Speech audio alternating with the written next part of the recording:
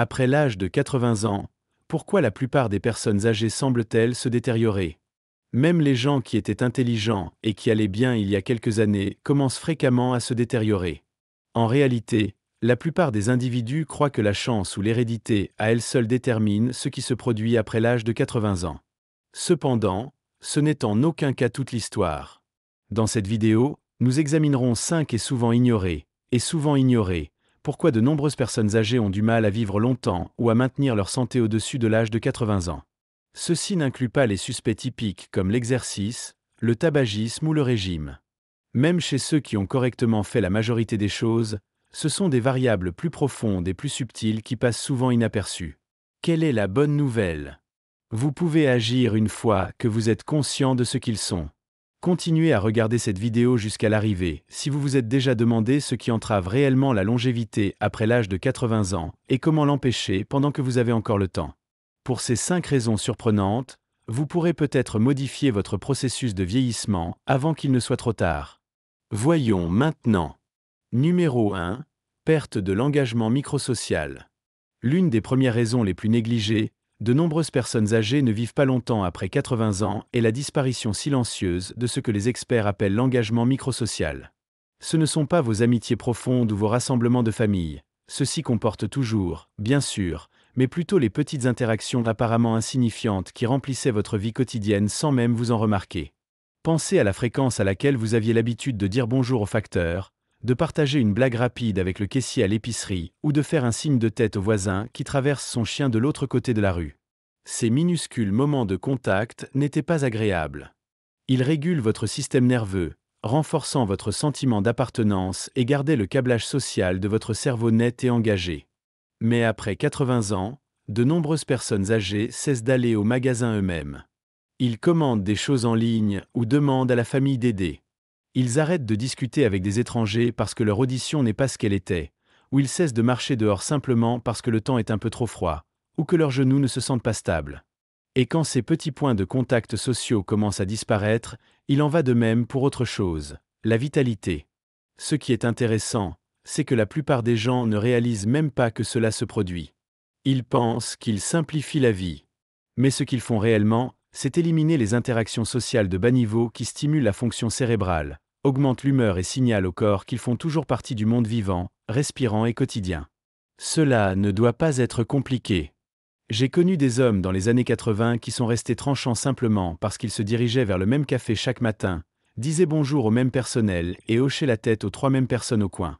Ce tronçon de connexion humaine de 5 minutes n'était pas seulement une routine, c'était un sans-vie. Cela a donné leur forme de jour. Cela les a tenus responsables. Cela les faisait se sentir vus. Et il y a un coût biologique lorsque cela disparaît. Le cerveau réagit à la solitude, à la fois le genre profond et le genre subtil, comme facteur de stress. Il modifie les niveaux d'hormones, augmente l'inflammation et affaiblit l'immunité. Mais surtout, il commence à réduire les réseaux du cerveau qui sont responsables de la mémoire, de l'attention et de la régulation émotionnelle. En termes clairs, cela vous fait vous sentir plus vieux, plus rapide. Donc, si vous vous êtes retrouvé à ne pas parler autant aux gens pendant la journée, ou si vous avez simplement cessé de sortir pour de petites courses, vous avez arrêté d'initier des conversations occasionnelles ou vous avez commencé à vous sentir invisible dans votre communauté. Il est temps d'inverser cela. Parce que ces moments de connexion, même ceux qui semblent oubliables, disent tranquillement à votre cerveau et à votre corps, vous comptez toujours. Vous faites toujours partie de quelque chose. Et ce message est l'un des médicaments les plus puissants pour rester en vie, pas seulement dans les années, mais en esprit. Numéro 2. Inactivité excessive. Une autre raison silencieuse pour laquelle beaucoup de gens ne dépassent pas les 80 au-delà est quelque chose qui, en surface, semble être la sagesse, faire attention. Mais il y a une fine ligne entre être prudent et devenir trop prudent. Et une fois que cette ligne est franchie, les conséquences sont rarement immédiates, mais toujours cumulatives. Ils commencent souvent par de bonnes intentions. Peut-être que vous avez glissé dans les escaliers une fois, ou presque perdu votre équilibre sur le trottoir. Vous décidez donc de réduire la marche dehors. Vous arrêtez de vous pencher pour atteindre des étagères basses ou grimper sur la banquette arrière de la voiture. Vous vous asseyez davantage, et vous restez assis plus longtemps. Les gens autour de vous applaudissent votre prudence. Ne poussez pas ça, disent-ils. Allez-y doucement. Et avant de vous en rendre compte, vous avez créé une vie en sécurité, mais encore. Mais voici ce dont personne ne parle. Lorsque le mouvement s'arrête, la force aussi. Et pas seulement dans vos jambes ou vos bras, mais dans votre coordination, votre équilibre, votre stabilité intérieure. Votre corps n'est pas comme une machine qui repose pour rester efficace. Cela ressemble plus à un jardin qui a besoin de s'occuper. Et quand l'activité ralentit à le ruisseau, les choses ne restent pas seulement les mêmes, ils s'affaiblissent. L'un des premiers endroits qu'il montre est le noyau. La plupart des gens ne réalisent pas à quel point ces muscles du tronc profond sont importants pour tout. Se tenir debout, marcher, soulever, même sortir d'une chaise. Si ces muscles ne sont pas utilisés même pendant quelques semaines, ils rétrécissent. Et quand ils rétrécissent, votre équilibre souffre. Vous commencez à osciller. Et le cycle s'approfondit. Je connaissais un homme du nom de Walter, 82 ans, qui a cessé de faire ses promenades en soirée après avoir glissé une fois un jour de pluie. Pas d'os cassé, juste une peur. Mais cette peur était suffisante. Il est passé d'un mile tous les soirs pour s'asseoir et regarder la télévision la plupart des nuits. En 6 mois, il a perdu 10 livres de muscles. Ses jambes ressemblaient à de la gelée. Son médecin l'a prévenu, mais les dégâts avaient déjà commencé. Walter ne s'est pas arrêté parce qu'il était faible. Il est devenu faible parce qu'il s'est arrêté. Maintenant, je ne vous suggère pas d'ignorer les risques réels. Il existe des moyens intelligents de vous protéger. Utiliser des mains courantes, porter des chaussures stables, nettoyer les passerelles, même utiliser une canne si cela aide. Mais il y a une différence entre gérer les risques et s'y rendre. Lorsque la peur dicte vos mouvements, le corps commence à oublier comment se déplacer. Donc, si vous avez remarqué que vous en faites moins, non pas parce que vous ne pouvez pas physiquement, mais parce que vous avez peur de ce qui pourrait arriver. Faites attention à cela. Demandez-vous, est-ce que je me protège? Ou est-ce que je disparais lentement?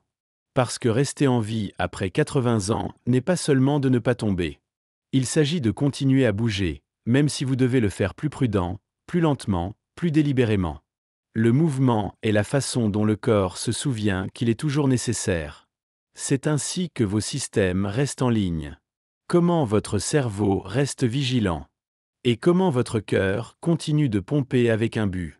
Et si vous regardez toujours cette vidéo et que vous trouvez ces idées précieuses, veuillez commenter le numéro 2 ci-dessous pour me faire savoir que vous êtes ici.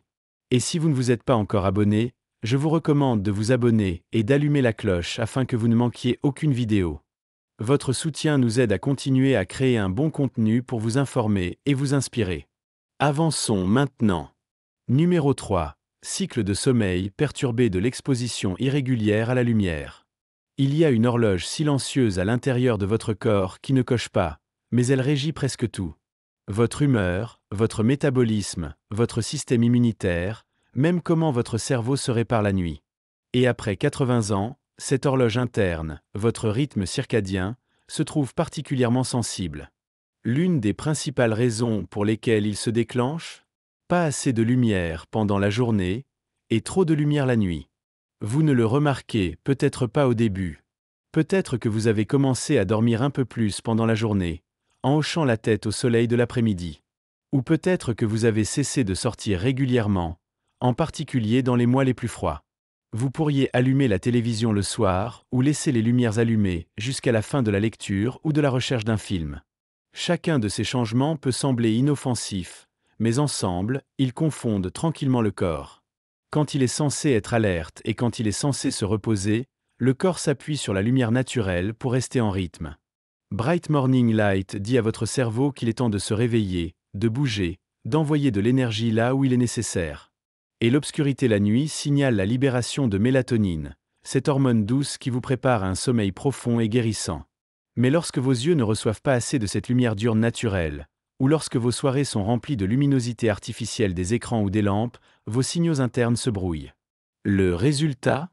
Vous pourriez trouver plus difficile de vous endormir ou plus difficile de rester endormi. Vous pourriez vous réveiller groggy, même après 8 heures au lit. Vous pourriez trouver votre énergie à la traîne tout au long de la journée, ou votre mémoire en se sentant un peu plus floue que d'habitude. Et au fil du temps, cette perturbation du sommeil affecte plus que votre énergie. Il affaiblit votre fonction immunitaire, rend votre humeur moins stable et augmente même le risque de déclin cognitif. Il y a aussi le problème de la vitamine D, que le corps produit naturellement lorsque votre peau est exposée au soleil. Après 80 ans, votre capacité à synthétiser la vitamine D à travers la peau diminue, ce qui signifie que l'exposition régulière en plein air devient encore plus critique. Sans cela, vos os, vos muscles et votre système immunitaire prennent tous un coup. J'ai parlé une fois avec une femme nommée Hélène, qui avait 84 ans et qui se sentait de plus en plus fatiguée et désorientée. Ses analyses de sang avaient l'air bien, son alimentation n'avait pas changé et elle ne prenait pas de nouveaux médicaments. Le tournant ? Son médecin lui a simplement recommandé de passer 20 minutes chaque matin à s'asseoir près de la fenêtre avec ses stores grands ouverts, et à éteindre ses écrans 1 heure avant de se coucher. En 2 semaines, son sommeil s'est amélioré. Sa mémoire aussi. Son humeur aussi. Ce n'était pas une nouvelle pilule. C'était léger. Donc, si vous passez la plupart de votre temps à l'intérieur avec les rideaux dessinés, ou si vos soirées sont remplies de lumière bleue d'un téléphone ou d'une télévision, il est temps de changer. Essayez de sortir dans l'heure suivant le réveil, même si ce n'est que pour quelques minutes sur votre porche. Laissez vos yeux et la peau trempe dans cette lumière du matin. Le soir, diminuez les lumières. Laissez votre corps se préparer à se terminer. Ces rythmes doux sont plus que réconfortants, ils sont la survie. Parce que ce que beaucoup de gens ne réalisent pas, c'est que le corps ne vieillit pas seulement de l'usure. Il vieillit également de la désorganisation. Des systèmes ne sont pas synchronisés. Et restaurer vos indices légers, votre horaire de sommeil, vos rythmes quotidiens. C'est ainsi que vous ramenez cette organisation. C'est ainsi que vous dites à votre corps, même à 85 ans, nous sommes toujours dans les délais. Nous sommes toujours en mouvement. Nous sommes toujours là. Numéro 4. Suppression émotionnelle de la perte et de l'isolement. Au moment où beaucoup de gens atteignent les années 80, ils ont subi plus de pertes que la plupart des plus jeunes ne peuvent l'imaginer. Un conjoint, un frère ou une sœur, un ami de toujours, parfois même un enfant. Et tandis que le monde extérieur peut offrir poliment la sympathie, ce qui est rarement reconnu, c'est à quel point ces pertes accumulent, non seulement en mémoire, mais dans le corps. Ce qui se passe souvent après 80 ans n'est pas seulement le chagrin. C'est une suppression émotionnelle. C'est l'habitude lente et silencieuse d'avaler la douleur au lieu de l'exprimer, de mettre un visage courageux parce que vous avez l'impression que vous devriez y être habitué maintenant, ou parce qu'il n'y a plus personne qui comprend vraiment la profondeur de ce que vous avez perdu. Mais voici la vérité, le corps n'oublie pas. Quand le chagrin n'est pas traité, quand il n'est pas parlé, pas partagé, pas complètement senti, il ne disparaît pas. Il est stocké. Et au fil du temps, ce poids émotionnel devient physique. Cela commence à affecter votre système immunitaire, votre digestion, votre sommeil. Cela change vos hormones. Il met votre système nerveux dans un état constant de tension silencieuse. Et la partie la plus difficile ? Cela arrive silencieusement. À l'extérieur, vous pourriez avoir l'air calme. Vous pourriez même dire que vous allez bien. Mais si vos épaules sont devenues un peu plus lourdes, si votre respiration est un peu moins profonde, si votre étincelle a tamisé juste assez pour que vous ne vous sentez plus comme vous-même, le chagrin pourrait être la raison, même si vous n'en avez pas parlé depuis des années. Je me souviens d'un homme du nom de Georges, 86 ans, qui a perdu sa femme de 60 ans. Il n'a pas beaucoup pleuré, a dit que ce n'était pas sa façon. Dit qu'il allait bien. Mais en 1 an, il avait perdu du poids, avait cessé d'aller au centre pour personnes âgées et a commencé à avoir du mal à dormir. Non pas à cause de la maladie, mais parce que son corps portait du chagrin, il n'avait jamais été autorisé à libérer. Vous voyez, la douleur émotionnelle n'a pas besoin d'être dramatique pour être dommageable. Et au moment où il apparaît dans votre santé, la connexion n'est pas toujours évidente.